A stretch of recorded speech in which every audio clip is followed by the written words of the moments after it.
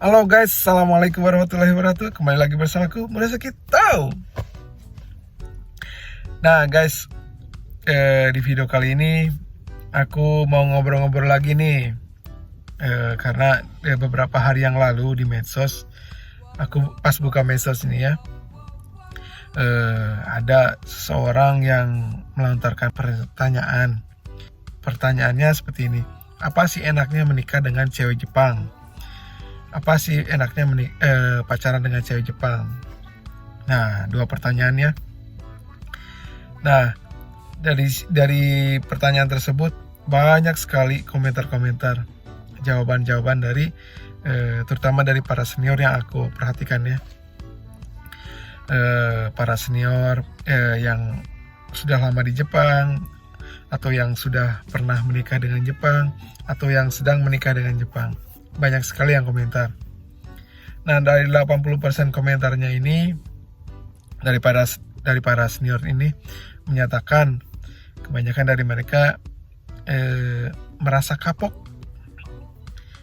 menikah dengan cewek Jepang. Kalau pacaran sama cewek Jepang sih kayaknya mereka senang-senang aja ya, siapapun senang-senang aja. Sama aja ya lah. Kita pacaran dengan cewek Indonesia juga tetap senang kan, menyenangkan lah istilahnya. Nah, ketika mereka pacaran dengan cewek Jepang, mereka senang dan melanjutkan ke jenjang pernikahan, mereka menjadi tidak senang, mereka menjadi kapok. Nah, di balik itu ada alasan-alasan dari mereka.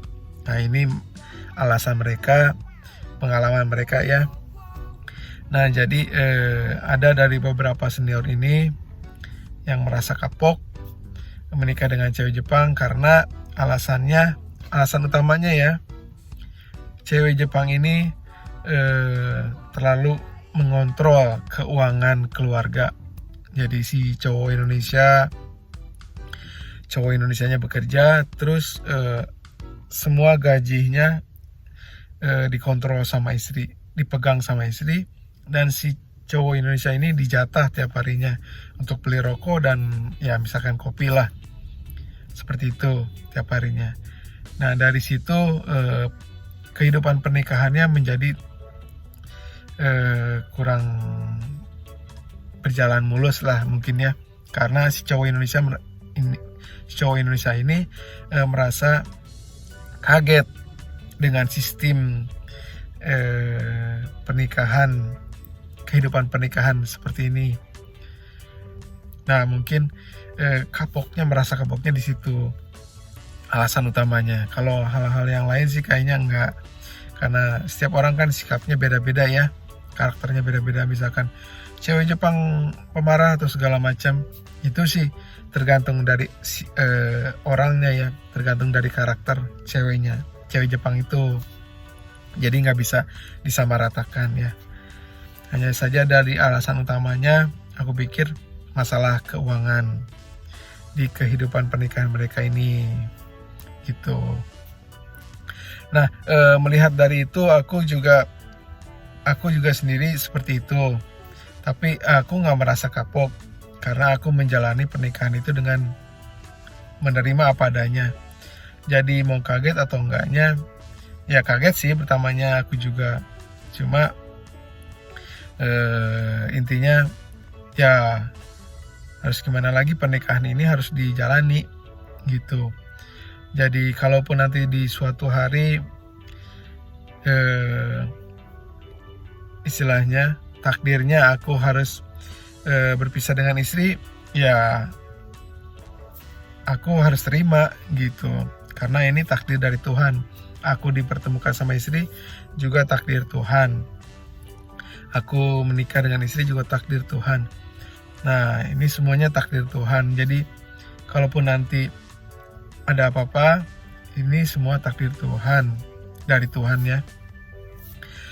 Aku hanya berusaha sebaik mungkin, semaksimal mungkin untuk menjalani kehidupan pernikahan dengan cewek Jepang istriku ya. Nah, mengenai balik lagi ke para senior ya. Jadi para senior menyarankan ke adik-adik yang memang punya cita-cita menikah dengan cewek Jepang, mereka menyarankan seperti ini, lebih baik dipikirkan kembali untuk kalau misalkan adik-adik mau menikah dengan cewek Jepang, karena alasan utamanya mereka seperti ini. Karena dari para senior ini yang komentar tersebut ada yang sampai 3 kali kawin cerai dengan cewek Jepang. Nah, kenapa sampai gagal 3 kali kawin cerai dengan cewek Jepang ini? Ya mungkin jalan hidupnya seperti itu, takdirnya seperti itu. Menurutku sih ini takdir aja ya, jalan hidup ya, harus dijalani, memang seperti itu. Jadi buat adik-adik yang mau menikah dengan cewek Jepang, kalian juga harus tahu bahwa sistem keuangan keluarga di Jepang itu kebanyakan ya, bukan semuanya, kebanyakan ya, taruhlah 80% lah ya, itu dikontrol atau dikelola sama istri ya, sama cewek Jepang. Jadi kalian harus siap kalau menikah dengan cewek Jepang, terus menjalani kehidupan pernikahannya, itu kalian harus tahu nanti biar nggak kaget ya seperti ini. Jadi tetap aja, misalkan kalau punya cita-cita menikah dengan cewek Jepang, tetap aja berjuang, semangat, tetap belajar ya hal-hal yang perlu dipelajari, karena kita benar-benar beda budaya, beda kebiasaan gitu. Banyak hal-hal yang bisa bikin kalian terkaget-kaget gitu. Jadi intinya tetap aja kalau punya cita-cita, boleh mendengarkan dari nasihat-nasihat, saran-saran dari orang-orang yang lebih udah berpengalaman. Silakan jadi masukan, jadi bahan pelajaran buat kita, mungkin jadi solusi gitu ya. Oh berarti kalau kita dijatah, kita dapat segini, berarti nah apa solusinya? Berarti aku harus cari sampingan, misalkan untuk uang saku sendiri, istilahnya biar lebih banyak gitu uang sakunya, biar istilahnya untuk kirim-kirim ke Indonesia, kirim ke orang tua, ke adik-adik, ke keluarga, seperti itu. Ya apa saja bisa dilakukan. Kerja di sini, misalkan jadi karyawan tetap.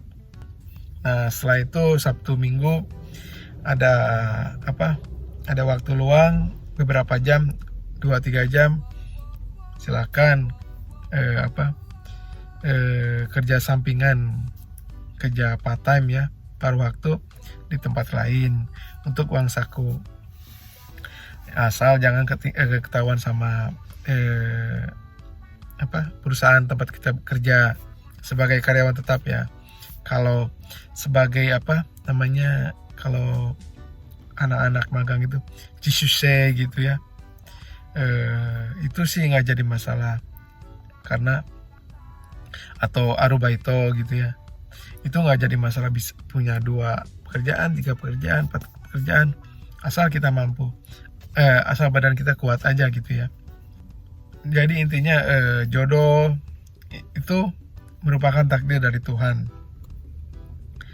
Jadi kalau kita merasa kapok dengan cewek Jepang, kita nggak bisa menyalahkan 90%-nya ke cewek Jepang itu, karena kita sendiri berarti nggak menerima budaya, kebiasaan dari atau sistem yang biasa digunakan di Jepang gitu. Jadi kalau kita ke Jepang, tinggal di Jepang, berarti kita harus beradaptasi dengan lingkungannya, dengan aturannya, dengan sistemnya, sistem kemasyarakatannya, dengan kebiasaan-kebiasaan yang cenderung berbeda dengan kebiasaan-kebiasaan kita waktu di Indonesia. Jadi intinya harus saling memahami saja. Kalau kita mau menjelaskan kebiasaan orang Indonesia ini seperti ini loh ke cewek Jepang, itu lebih baik aku pikir daripada hanya merasa kapok saja tanpa menjelaskan. Jadi unek-unek kan.